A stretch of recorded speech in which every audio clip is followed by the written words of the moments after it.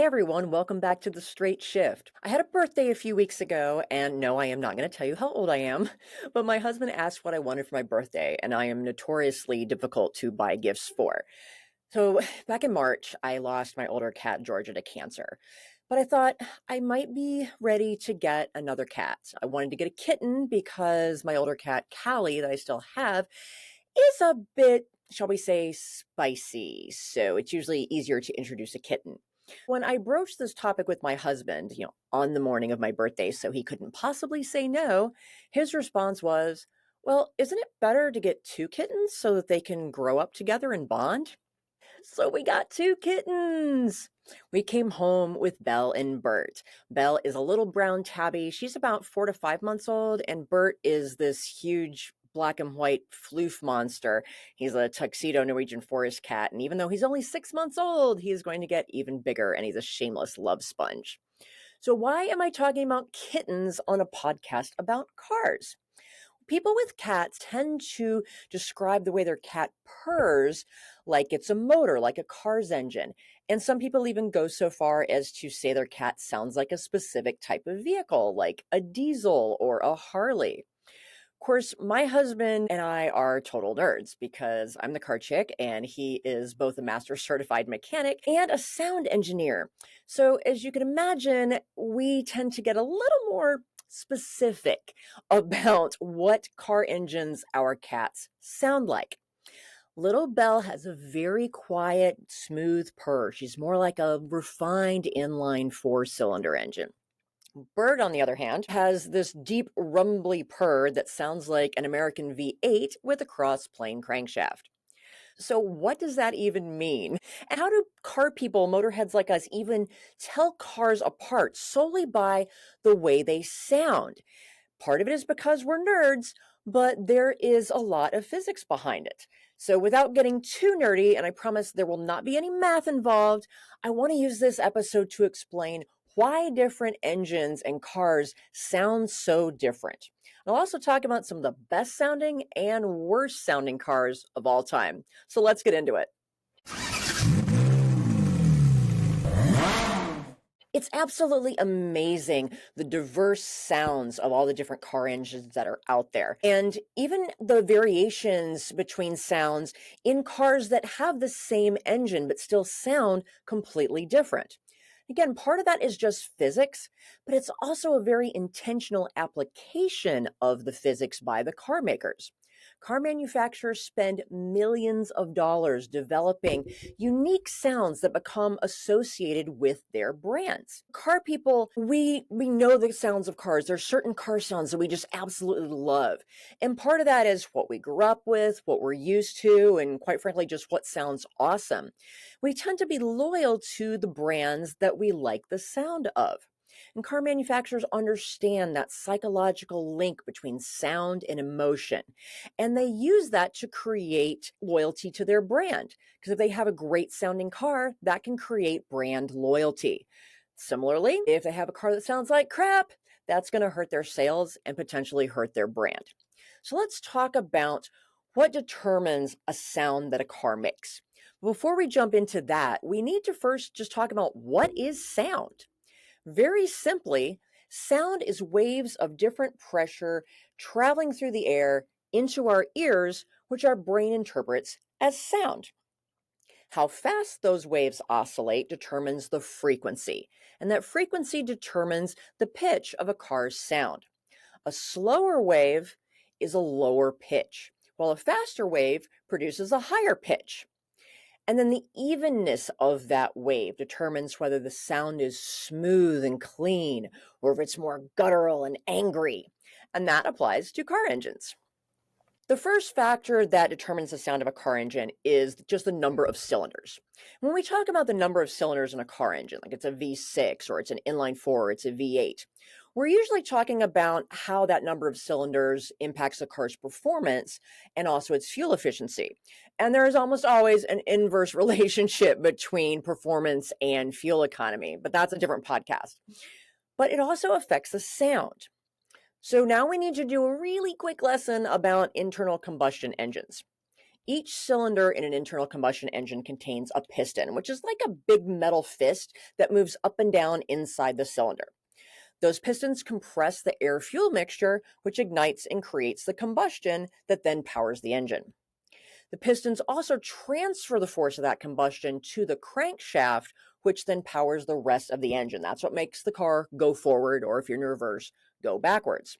The pistons also push the hot gases from that burned fuel out of the cylinder and into the exhaust system.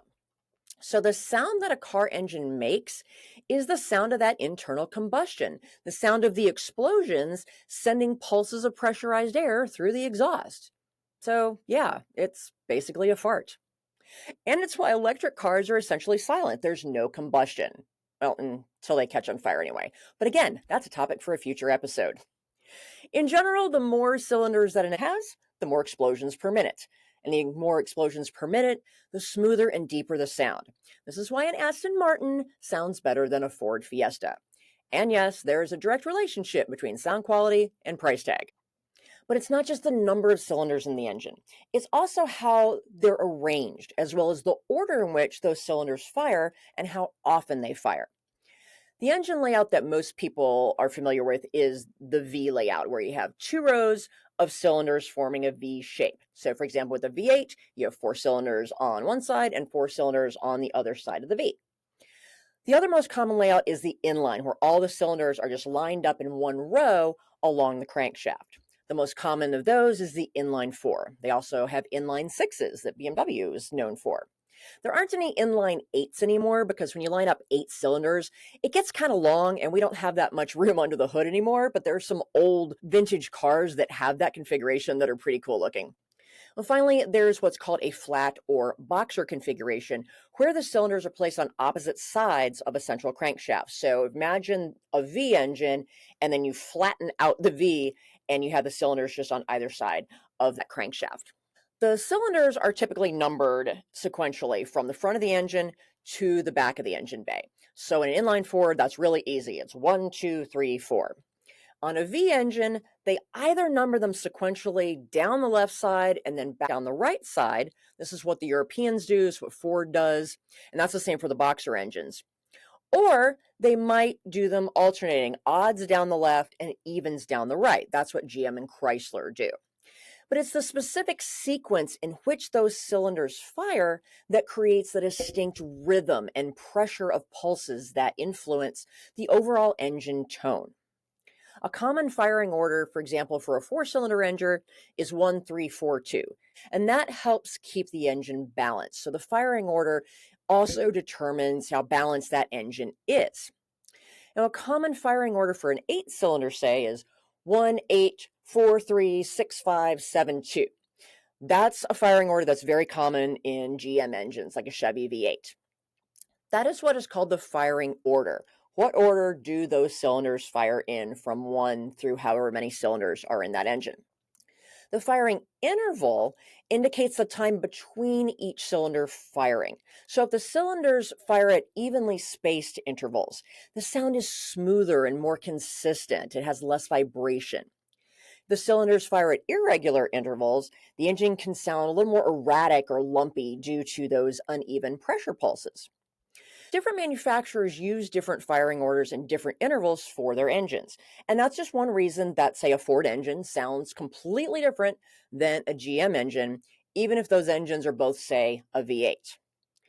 Then there's a motorcycle engine, and if you've ever heard a V-twin engine like a Harley Davidson, they have this very distinct potato, potato, potato sound due to that uneven firing interval of just the 2 cylinders. And because it's only 2 cylinders, it's very pronounced.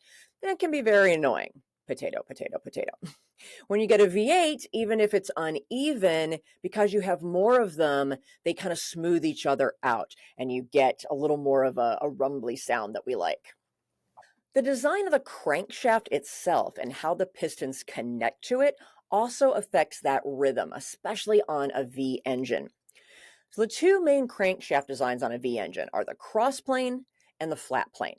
Now, I am not going to get into the engineering details of those designs. It's better to see that in an animation for it to make sense. So I'm going to link a really good YouTube video in the description below that if you want to go to that level deep dive nerd, you can go for it. It's a really good video and explains it well. I'm just going to talk about how those different designs affect the engine's sound. A cross-plane crank engine produces a deeper rumbling sound that's usually associated with American muscle cars. The American manufacturer's, the classic standard American V8, was a cross-plane crankshaft. We don't have a lot of V8s anymore, unfortunately, but we still do. It tends to be a cross-plane V8 in America, and that gives them that very distinctive rumbly sound that we associate with the American muscle cars, like this Mustang GT.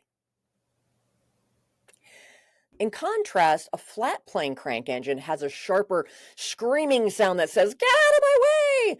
And those are usually associated with the high-end European sports cars like the Ferrari and the Porsche. Ooh, yeah. I personally love both sounds, and I've had both types of cars. Not a Ferrari. I have not had a Ferrari. I wish I'd had a Ferrari. But I've had Mustangs and American muscle cars. I've had American trucks, and I've had Porsches. So I've had the gambit between American muscle and European sports cars. But there are few sounds, honestly, that are more satisfying than that rumble of an American cross-plane V8. Like Bert.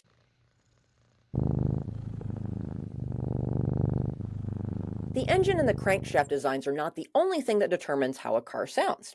Another big piece is the exhaust system. The job of the vehicle's exhaust system is to collect the gases produced by the engine during combustion, many of which are toxic.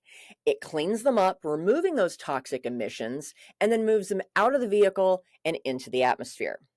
Different exhaust systems sound different because of variations in size and shape and just the design of their various pipes and other components.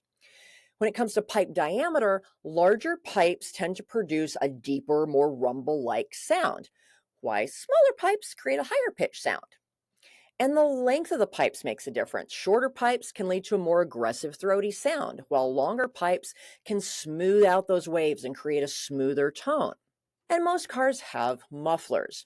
The muffler with its internal chambers and baffles significantly reduces how those gases and those air pulses flow and resonate, creating distinct sound qualities. And that's often referred to as the exhaust note. You'll often hear people talk about how a car sounds in terms of music, that a car's engine and its exhaust system are like a wind instrument. And they do actually function in a similar way for those of you who are into music.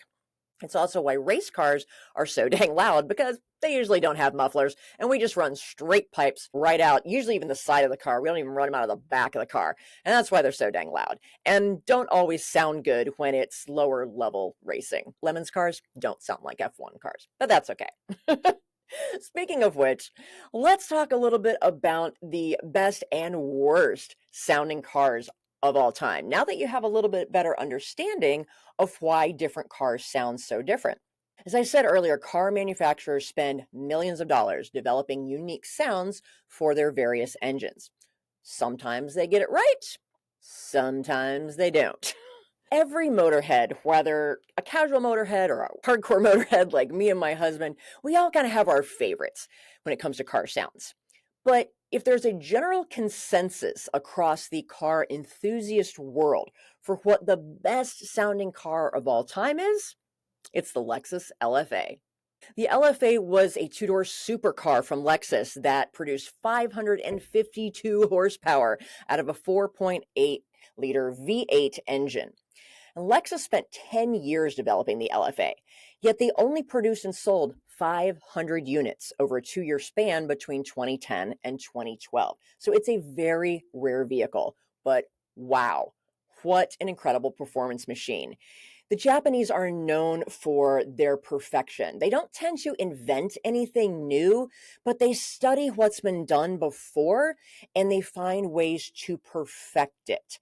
They get very, very specific with their engineering. And the sound of the LFA, oh my God, take a listen. Wow. Lexus assembled a special acoustic team specifically for the LFA project. Their sole job was to ensure that the exhaust note of the LFA was unlike any other car on the road ever. They composed actually a soundtrack. That's how they approached this. They optimized the sounds at each RPM to enhance that sensation of the speed and acceleration, the whole driving experience. And they also piped that sound specifically into the cabin through three special sound channels, one underneath the dash and two overhead, to create this surround sound effect so that the driver and the lucky passenger could enjoy this same experience as much as everybody standing outside listening to the car while you're driving it.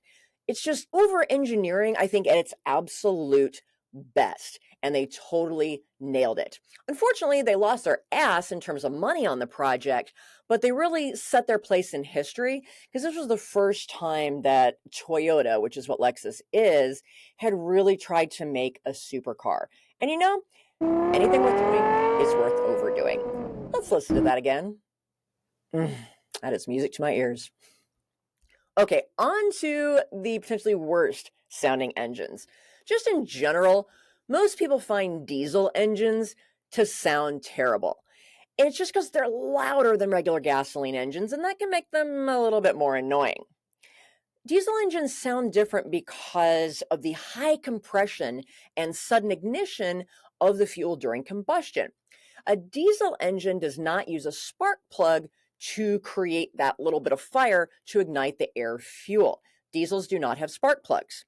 Instead, a diesel engine uses super compressed air, and when you compress that air, it gets really, really hot. Then it injects the fuel into that compressed air, and it spontaneously ignites.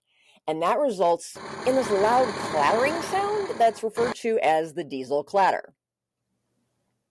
It's not the nicest sound in the automotive world, but it is very distinctive. And let's face it, the job of a diesel engine is to work. It's not to sound sexy. It's not to sound smooth. Diesels do a job. They pull heavy things. They do that heavy duty work. So they're allowed to have a little more of a rough sound. It is what it is. And some people love a good diesel sound because they do associate it with everything that a good diesel engine can accomplish and how long it can last if you take care of it. Of the gas engines in the car enthusiast community, the Nissan VQ series engine, that's a 3.5 liter V6 that is known for its high level of fuel efficiency while still maintaining really good performance and high horsepower, also reducing tailpipe emissions. It's honestly a phenomenal engine. It's great, great engineering. And both Nissan and Infiniti have used that engine across a lot of their different models over many years. It's also associated with the Nissan Z sports cars and the Infiniti G35, which I had one of those. It really is an amazing engine, and it's been reliable. But some people say it sounds kind of tinny or buzzy or nasally. Not a sound that we car enthusiasts like to associate with a powerful engine. And part of that is the stock exhaust as well. But we want something that sounds a little more deeper, a little more aggressive. You know, if it can't sound like a Ferrari, then it needs to sound a little more aggressive and guttural. We don't like this buzzy, nasally sound. So let's take a listen. Yeah, so that's why many people who buy the Nissan Z change out the exhaust. With varying results, sometimes they sound amazing with aftermarket exhaust, and sometimes they actually sound worse. Just depends on how much money the owner had to spend on the new exhaust system. There are a few things worse sounding than a cheap exhaust. Which brings me to any four-cylinder engine with a cheap exhaust. These things are usually put on by teenage boys and young men for the sole purpose of making the car louder. But they're doing it on a budget, which I get, I respect that. But honestly, it often sounds like crap. Industry experts frequently refer to it as a wet fart, hence why those exhausts are called fart cans. Let's take a listen. Not my favorite thing, but, hey, that's what you like, no judgment. Because whether a car sounds good or a car sounds bad, it's very subjective. It's whatever you like. So, what is your favorite car engine sound? Let me know in the comments or connect with me on social media. And you can also go there to see pictures of Bert and Belle if you want to see those if you're not watching the YouTube version of this podcast. But speaking of which, please subscribe to the show if you haven't done so and share it with your community. I also have an online car buying course now, the No BS Guide to Buying a Car, your inside track to getting the best deal. So if you think your car sounds like crap and you want a new one, you can grab that online course and get the benefit all of my knowledge and experience and the methodology that I use when I'm buying cars for my private clients.